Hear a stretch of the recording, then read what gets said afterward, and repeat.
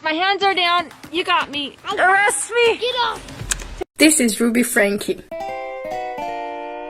In 2015, when she was 33 years old, she started a YouTube channel called 8 Passengers. And she uploads a video at 6 a.m. 5 days a week. Passengers, good morning. 5 years later, in 2020, the channel's followers reached 2.5 million. And the total number of views of her videos reached 1 billion.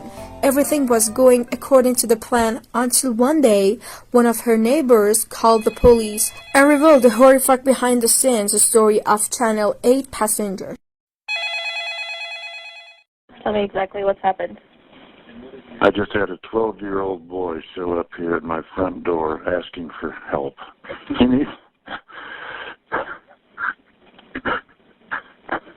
This kid has obviously been... He's obviously covered in wounds. The central idea of the channel was to document the daily life of the Franke family.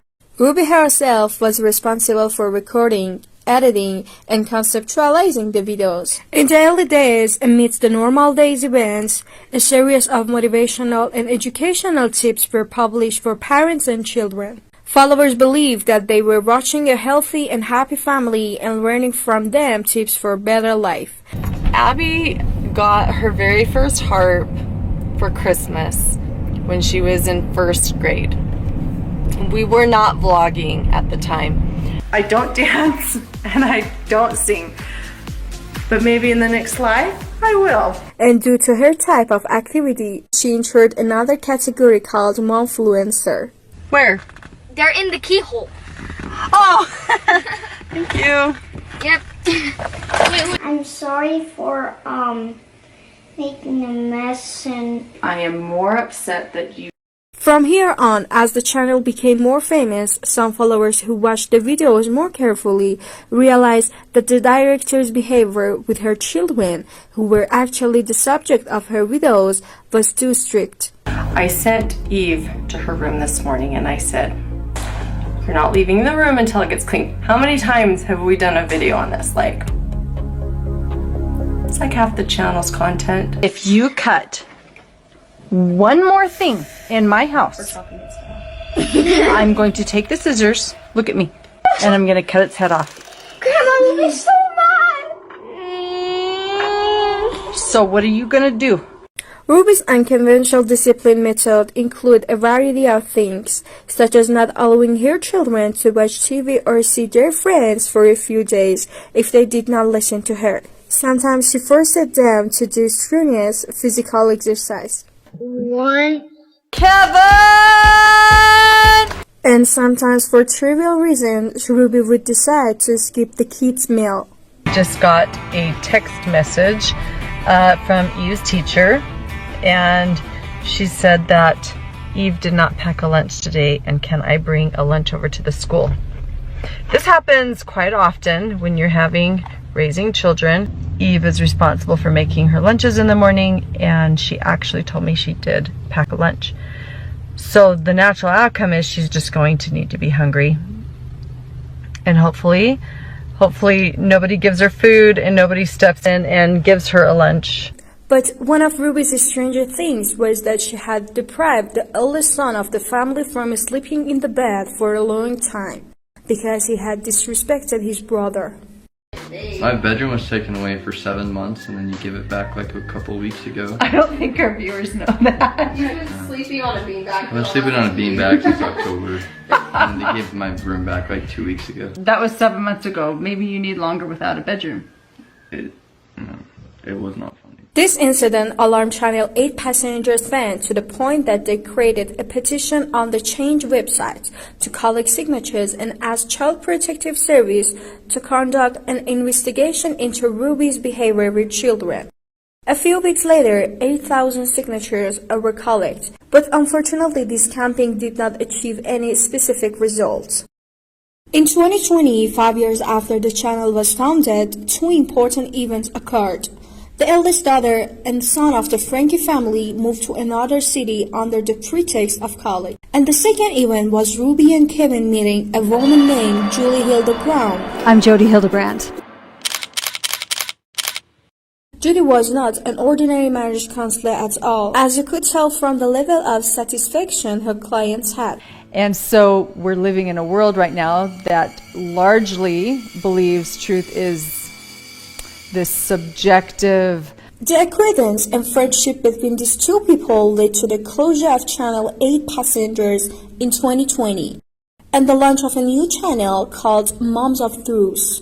Worshipping your child will be placing your child's desires over responsibility. Meanwhile, Sherry, the eldest daughter of the family who lived in another city, began creating content to save her brothers and sisters. But this, like the change site campaign, was failed. Until something happened on August 13, 2023. Ruby Franke, the 12-year-old youngest son of the family, at the height of hunger and physical weakness, escaped from the window of one of the rooms in Judy's house, where the Moms of Truth videos were recorded. Taking me to the nearest police station. Well, actually, just one's fine. What's going on, son? Have a seat there. It's personal business. I just had a 12-year-old boy show up here at my front door asking for help. He's emaciated, he's got tape around his legs, he's hungry, and he's thirsty. The police and emergency service were immediately dispatched to the scene. The poor boy was malnourished. You could tell by his thin and emaciated body. But the scary part was the wounds on his body and the tape wrapped around his wrists and legs. After taking Russell to the hospital, it was time to go to Judy's house to find out what was going on. Police officers, open up!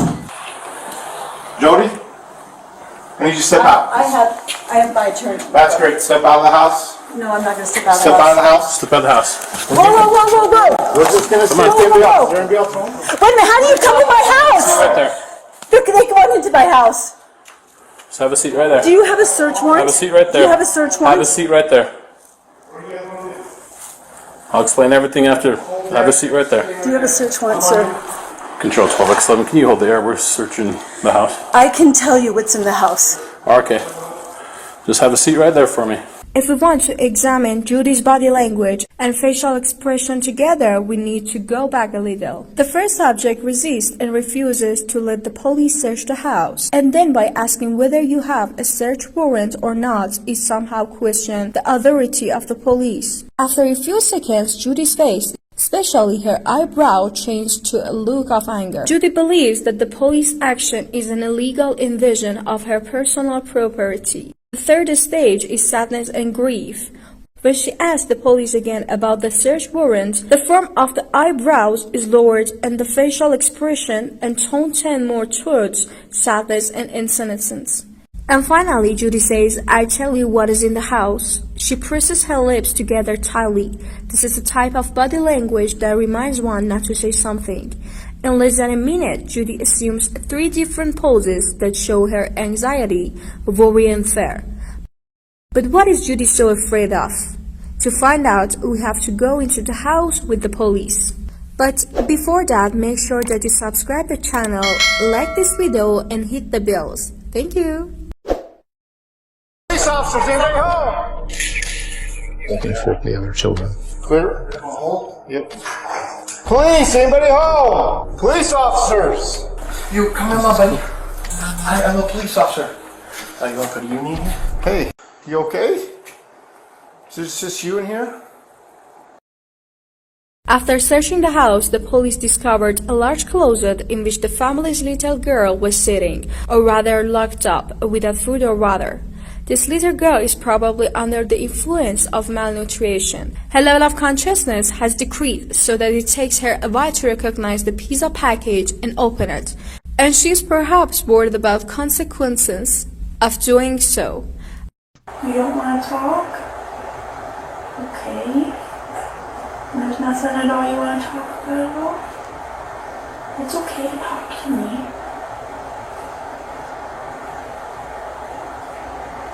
In another room, a large safe caught the attention of the police. The police also found several pieces of rope and handcuff, just as Eve was being transferred to the hospital for further care, and Judy was being monitored in one of the rooms. Famous influencer Ruby Franke arrived home unannounced. There is one there. Thank you, sir. I mean, LT.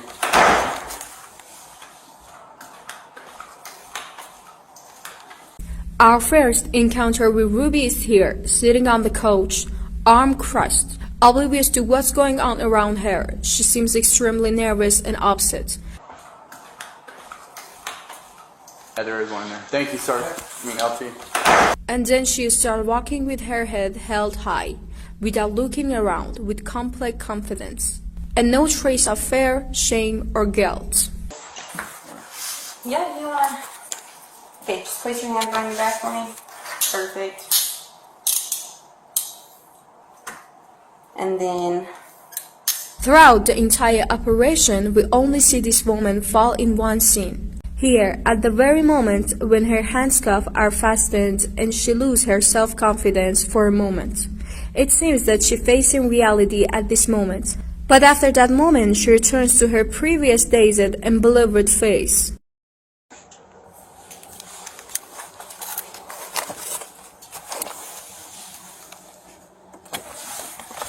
Okay, come on out, please.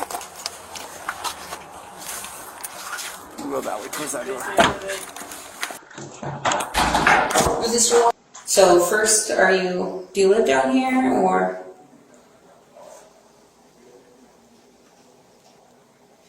Or do you live up north? So we just spoke with your husband, and he said you guys have 6 kids. Are those all together? Are those all your kids? The subject does not speak in order not to lose control. This move is a power play in the back of her mind, and the police officers try to break this silence in various ways. But it is almost useless. Ruby Franke is arrested for child abuse and transferred to the local police station. Most of the time, we don't see this much emotional control from the accused. Ruby's behavior is really strange. This hand-crossing and this staring and lifeless face only sends the message that I am not vulnerable and I'm not going to say anything or give any information. Everything is under my control at this moment.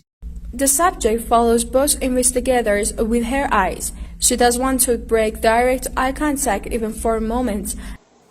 I've already told you. You want a lawyer? Okay. Now that Ruby has requested a lawyer and has the legal right not to speak without her lawyer, let's go to Judy's interrogation room, where the situation is completely different. How long you lived here in Islands? 6 years. The same house? Wow. You married? Single? I'm a little nervous. You're to be honest with you, if I was sitting over there, I'd be a little nervous too. So don't worry about it. We're just here to talk, to get your side, and right now we're just asking you just 2 quick questions, like how long you lived here, that kind of thing. Judy is cruelly scared. She doesn't even know how to defend herself. In fact, unlike her colleague who took control of the interrogation room, Judy admits that she has no power in this room. Judy tries to communicate with the investigators and thus reduce her stress a little.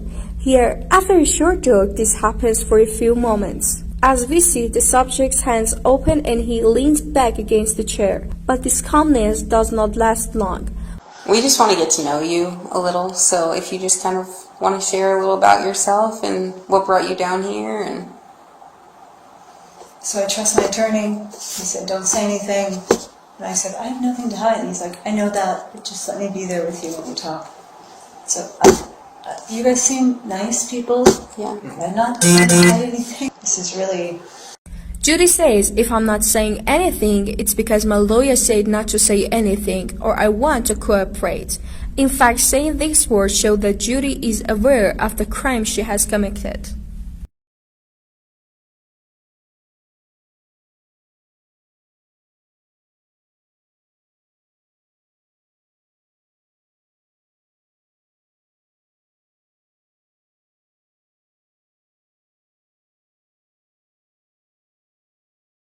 The interrogations almost end there and without result. During the interrogations, the police find 2 of Franke's children at the home of a woman named Pam. I learned the principles that she was going to be teaching in her home so I could reinforce them when I was around my grandchildren. We see her. Under the doorway. We'll go ahead and get the copy of the warrant for you, okay? You have a warrant for my house? Specifically for you. For you and the child. Yeah. Okay. So, What is going on? as of right now, I'll just need you to give your phone to your husband. Okay. Okay? And as of this moment, you're going to be detained right now, okay? Okay. What are you guys doing? I've explained this already. I'm being as courteous as I can, Okay, well, I'm going to call an attorney. But the situation of the two children is not very clear because they were cleaning Pam's house. The children were transferred to Child Protective Service, and Julie and her partner were jailed without bail pending the trial. The devil's been after me for years, like trying to exaggerate this. The most upsetting thing is that I am completely misunderstood. That is the most horrible feeling. Poor Jody, they misinterpret her, they misunderstand her. Before the trial, Ruby had also written down abuses that were not documented, from starvation to physical labor and an attempt to drown one of the boys. Ultimately, in a trial held in February 2024, Ruby and her accomplice were sentenced to 4 to 16 years in prison for child abuse. Although, given the general nature of the crime, they are likely to face more than 30 years in prison. The sentence will be that Ms. Franke serve 4 counts, 1 to 15-year sentences based on her convictions for 4 counts of aggravated child abuse. Again, they will be served consecutively pursuant to the parties' agreement and the applicable statute. Under the applicable statute, the court finds that consecutive sentences are appropriate. Please share your thoughts on this case in the comments below. Until next time, goodbye.